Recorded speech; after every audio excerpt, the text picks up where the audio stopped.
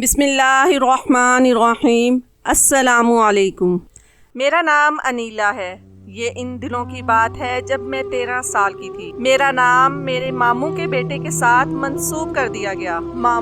ممانی نے مجھے اپنے بیٹے کے لیے پسند کر لیا تھا۔ میں اسے کم عمری میں ہی پسند کرنے لگی تھی۔ عمر بڑھنے کے ساتھ ساتھ میری پسند اس کے لیے بڑھتی جا رہی۔ میں اپنے خاندان کی سب سے خوبصورت لڑکی تھی اور اس بات پر مجھے فخر محسوس ہوتا تھا۔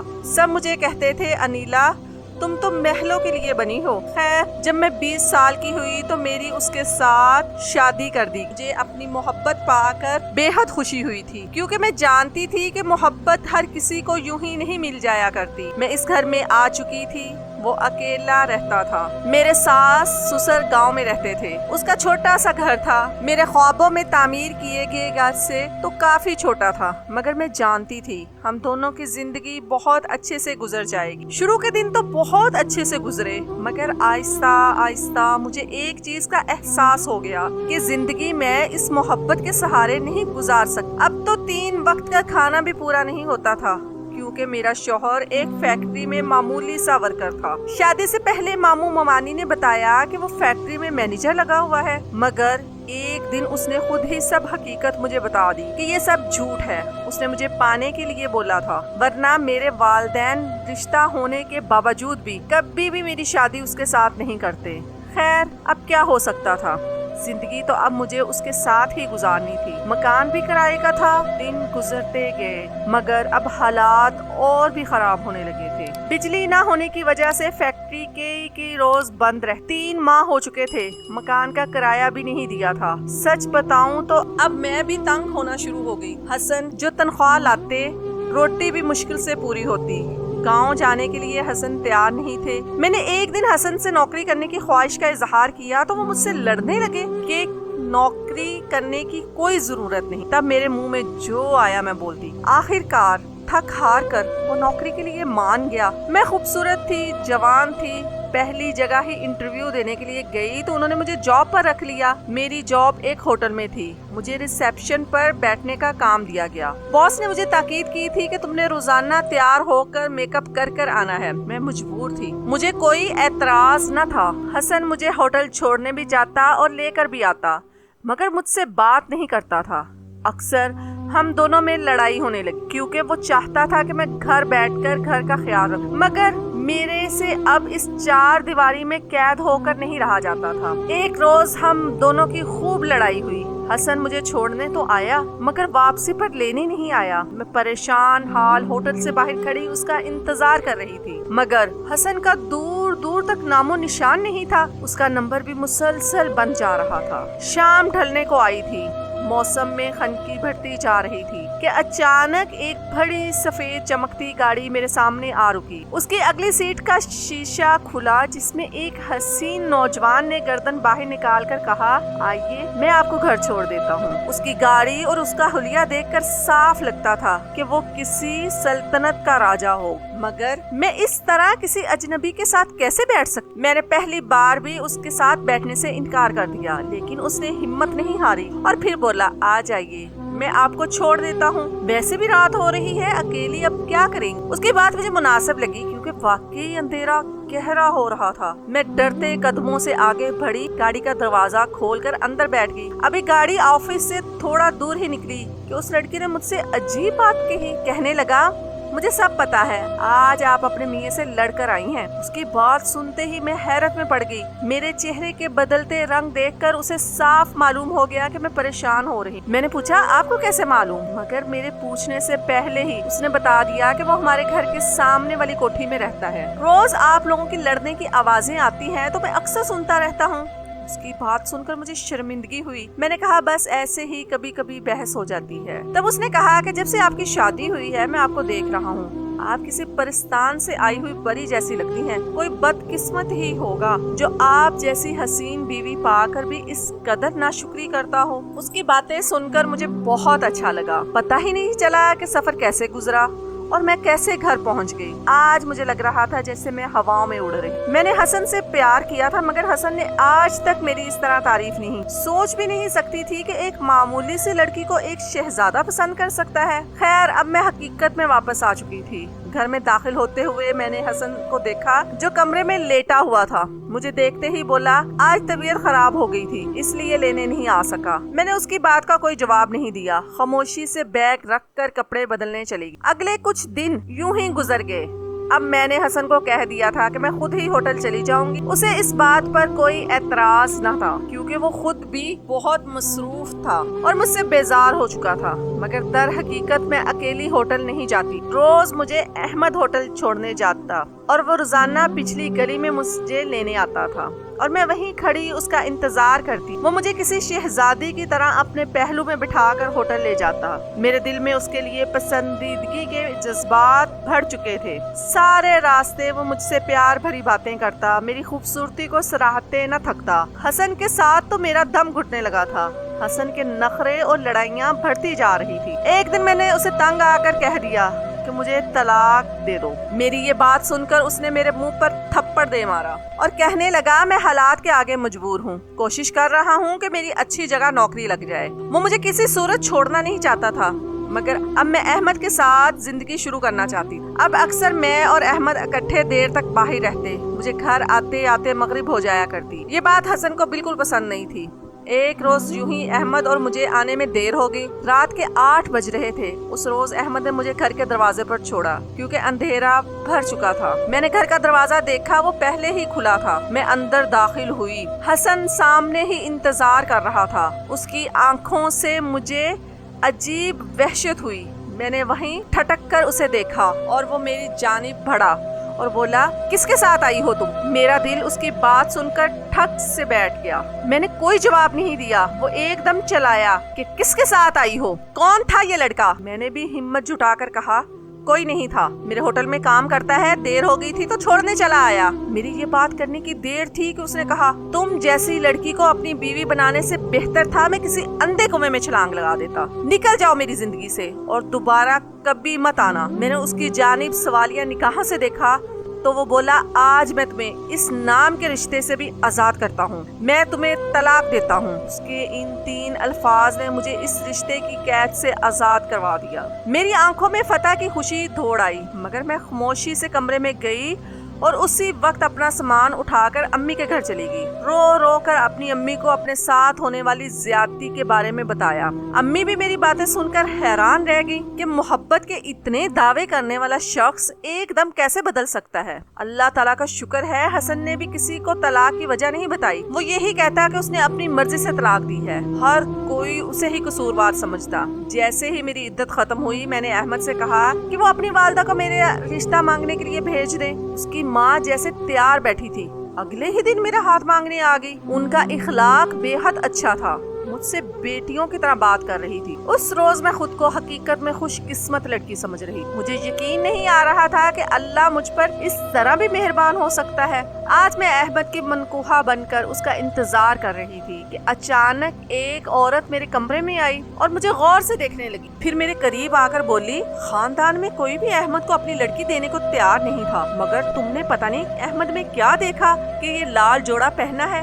وہ یہ بات کہہ کر چلی گئی اور میں پریشان بیٹھی تھی۔ تھوڑی ہی دیر کے بعد احمد کمرے میں داخل ہوا، وہی احمد جس کے لیے میں نے اتنی محبت کرنے والے شوہر سے طلاق لی۔ آہستہ قدموں سے چلتا ہوا میرے سامنے آ بیٹھا۔ اس کے لبوں سے اپنی تعریف سننے کے لیے میں بے چین ہو رہی تھی۔ پھر جیسے ہی اس نے اپنے لب کھولے تو میں حیران ہو گئی۔ کہنے لگا جاؤ واش روم میں کپڑے بدل کر آؤ۔ میں نے حیرت سے اس کی طرف دیکھا۔ اس نے پھر سے اپنی بات دہرائی۔ میں اٹھی اور کپڑے چینج کر کر آ گئی۔ اس نے میرے کپڑے اٹھائے اور پہن لیے۔ یہ دیکھ کر میرا دماغ چکرا رہا تھا۔ پھر بولا تمہارا میک اپ کا سامان کہاں ہے؟ میں نے ایک بار پھر حیرت سے اس کی جانب دیکھا۔ وہ کیسا سوال پوچھ رہا تھا؟ میں نے کہا ٹیبل پر رکھا ہوا ہے۔ پھر وہ اٹھ کر سامان کے پاس گیا اور بولا نہیں یہ تو اتنا اچھا نہیں ہے۔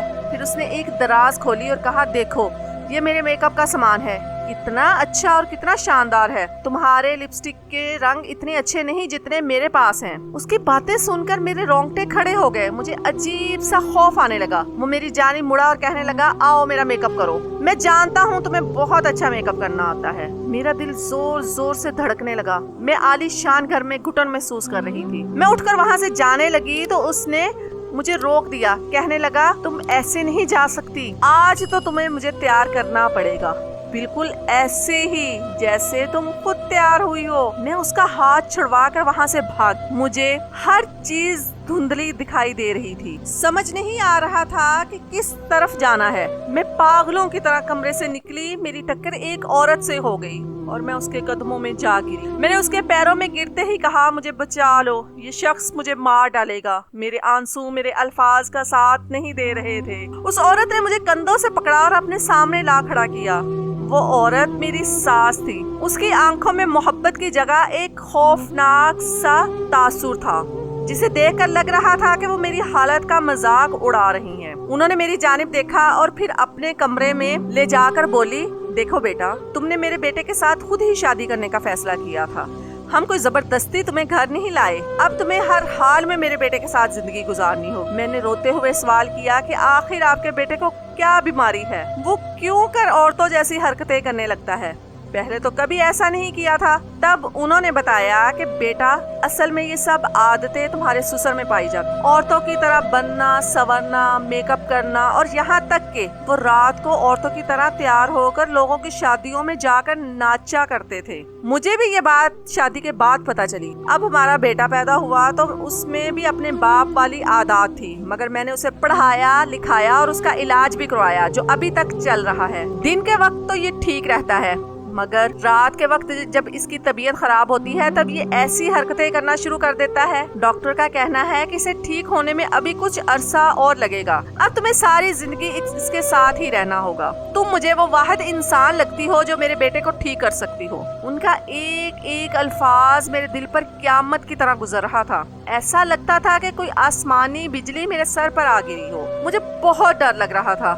وہ مجھے اپنے ہاتھوں سے اس کمرے میں چھوڑ کر آ گئی۔ میں خاموشی سے ایک طرف صوفے پر جا کر بیٹھ گئی۔ میری پوری رات جاگتے ہوئے گزر گئی۔ آنسو تھے کہ تھمنے کا نام ہی نہیں لے رہے تھے۔ میں جان گئی تھی کہ یہ سب کچھ میرے کیے کی سزا مل رہی ہے۔ جو کچھ میں نے حسن کے ساتھ کیا، اس کے بعد مجھے اتنی سزا تو ملنی تھی۔ اگلی صبح جب میں اٹھی تو احمد کا رویہ بدل چکا تھا۔ وہ مجھ سے بے پناہ محبت کرتا، مجھ پر جان نچھاور کرتا تھا، مگر اس کی دوہری شخصیت نے مجھے کہیں کا نہ چھوڑا۔ خیر، وہ آفس چلا گیا۔ دن بھر اسی کشمکش میں رہی کہ مجھے کیا کرنا ہے۔ احمد کی امی نے مجھے کہا کہ بہو، اب تم خود ہی اپنے شوہر کو ڈاکٹر کے پاس لے جانا، کیونکہ پچھلے کچھ دنوں سے احمد نہ ڈاکٹر کے پاس جا رہا ہے اور نہ ہی کوئی میڈیسن کھا رہا ہے۔ رات کو جب واپس آیا، میں اس کے لیے کھانا لے کر گئی، مگر اس کا رویہ وہی تھا۔ وہ بولتا جا رہا تھا، کبھی کوئی رنگ برنگا جوڑا نکالتا، کبھی کوئی جوڑا۔ میری نم آنکھیں اسے نظر ہی نہیں آتی۔ کئی دن یوں ہی گزر گئے۔ دن میں اس کا برتاؤ اور ہوتا اور رات کو وہ منفرد انسان بن جاتا۔ میں ہر وقت اللہ سے اپنے گناہوں کی معافی مانگا کرتی تھی۔ اب تو میں 5 وقت کی نمازیں بھی پڑھنے لگی تھی۔ ہر نماز کے بعد اپنے شوہر کی سلامتی اور اس کی بہتری کی دعائیں مانگتی۔ اکثر رات کو جب وہ یہ سب حرکتیں کرتا تو میں اسے منع کرتی تو وہ مجھ سے لڑنے لگتا۔ ایک آدھ دفعہ تو ایسا بھی ہوا کہ اس نے مجھ پر ہاتھ اٹھانے کی کوشش کی۔ ایک رات میرے ذہن میں خیال آیا جس پر میں نے پوری طرح عمل کیا۔ جیسے ہی احمد کمرے میں داخل ہوا، اسے میک اپ کا دراز کھولا تو اندر کچھ بھی نہیں تھا۔ سارا میک اپ وہاں سے غائب تھا۔ وہ آگ برساتی نگاہوں سے میری طرف مڑا۔ مجھے لگا وہ مجھے کچا کھا جائے گا، اور وہ مجھ سے پوچھ رہا تھا، میرا میک اپ کا سامان کہاں ہے؟ میں نے کہا مجھے نہیں معلوم۔ یہ سننا تھا کہ اس نے میری گردن پر ہاتھ رکھ دیا۔ میرا گلا دبانے کی کوشش کرنے لگا۔ میں زور زور سے چیخنے لگی، مگر میری آواز وہاں سننے والا کوئی نہیں تھا۔ اتنی ہمت کسی میں نہیں تھی کہ آ کر مجھے اس ظالم انسان سے بچا لے، کیونکہ وہ بھوکے شیر کی طرح دیکھتے ہوئے بولا، بتاؤ میرا سامان کہاں ہے، ورنہ میں تمہیں مار ڈالوں گا۔ یہ بات کرتے ہی وہ پھوٹ پھوٹ کر رونے لگا، مگر اس کی گرفت میں کوئی کمی نہیں آئی۔ روتے ہوئے وہ پھر ہنسنے لگا اور طنزیہ نگاہوں سے میری جانب دیکھ کر بولا، بتاؤ بولتی کیوں نہیں ہو، کہاں ہے میرا سامان؟ اس کی گرفت مضبوط ہو رہی تھی، میری سانس بند ہو رہی تھی۔ میں نے بولنے کی کوشش کی کہ بتاتی ہوں۔ جیسے ہی میں نے کہا، اس کا ہاتھ ڈھیلا پڑ گیا۔ کہنے لگا، ہاں بتاؤ۔ اب میں نے اسے بتایا کہ وہ میں نے اپنی الماری میں رکھ دیا ہے۔ وہ پاگلوں کی طرح الماری کی طرف بڑھا اور ہر چیز الٹ پلٹ کر کر اپنا سامان نکال لیا۔ میری ساری کوششیں دھری کی دھری رہ گئیں۔ شاید میں اس کا سامان چھپا دوں گی تو وہ کچھ نہیں کر پائے گا۔ اس رات مجھے اپنی قسمت پر رونا آیا۔ جی چاہا کہ میں حسن سے معافی مانگوں کہ شاید اس کی معافی مجھے ٹھیک کر دے، میری مشکل سے مجھے نکال دے۔ خیر اگلے کئی مہینے یوں ہی گزر گئے. دن میں وہ میرے ساتھ ٹھیک ہو جاتا اور رات کو بدل جاتا. ایک رات میں نے احمد سے کہا آؤ میں تمہیں خود تیار کرتی ہوں. یہ سن کر اسے بھی خوشی ہوئی. آہستہ آہستہ یہ روز کا معمول بن گیا. اب میں اسے تیار کرتی, کبھی وہ میرا میک اپ کرتا. اب میری اس سے خاصی دوستی ہوگی. ایک رات میں نے اسے کہا کہ آج ہم ڈاکٹر کے پاس چلتے ہیں, تمہارا علاج کروائیں گے. وہ اس بات پر بہت غصہ ہوا. میں نے اسے کہا کہ اگر تم نے میری بات نہیں مانی تو میں ناراض ہو جاؤں گی, مگر شاید اب وہ میری ناراضگی سے ڈرنے لگا تھا, اس لیے فوراً مان گیا. ڈاکٹر سے میں نے پہلے ہی ٹائم لے لیا تھا. وہ ڈرا سا میرے ساتھ چل رہا تھا. جیسے ہی ہم ڈاکٹر کے پاس پہنچے اس کے چہرے پر ایک عجیب سا خوف طاری ہو گیا. ڈاکٹر نے کہا انہیں مسلسل توجہ اور پیار کی ضرورت ہے, یہ شاید تب ہی ٹھیک ہو پائیں گے. ڈاکٹر کی بات سن کر مجھے اطمینان ہو رہا تھا. کئی مہینے علاج چلتا رہا. میں اس سے ڈرتی نہیں تھی. اب وہ رات کو جو کہتا میں اس کی بات مان لیتی. اگر کوئی رنگ برنگا دوپٹہ اوڑھنا چاہتا تو میں اسے دے دیتی. اگر وہ کہتا کہ لپسٹک کا یہ شیڈ لگاؤ تو میں اس کو وہی لگاتی, صرف اس لیے کہ اس کی مجھ سے دوستی برقرار رہے. میں اس کے ساتھ نماز پڑھ کر تسبیح کر کے اس پہ پھونکا بھی کرتی تھی کہ شاید کوئی چیز اس پر اثر کر جائے. ایک روز میں حسن سے ملنے بھی گئی کیونکہ میں اس کے سامنے جانے کے قابل تو نہیں تھی, مگر میں نے ہمت کر کے اس سے معافی مانگی. وہ میری جانب نم آنکھوں سے دیکھتے ہوئے بولا میں نے تمہیں اتنی محبت دی, ہمیشہ جان سے عزیز رکھا, مگر تم نے مجھ سے بے وفائی کی. اس کی باتیں سچ تھی, میرے دل پر بہت بھاری پڑ رہی. میں نے اس کے آگے ہاتھ جوڑ دیے کہ مجھے معاف کر دو. تب اس نے کہا یہاں سے چلی جاؤ, دوبارہ کبھی میرے سامنے مت آنا. اس نے مجھے معاف کیا تھا یا نہیں یہ تو میں نہیں جانتی, مگر اس کے بعد میں اس کے سامنے کبھی نہیں گئی. احمد کا علاج جاری رہا. میں مسلسل اسے ڈاکٹر کے پاس لے جاتی. آہستہ آہستہ اس میں بدلاؤ آنے لگا. اب جو مسئلہ اسے روز ہوتا تھا وہ 1-2 دن کے بعد ہوا.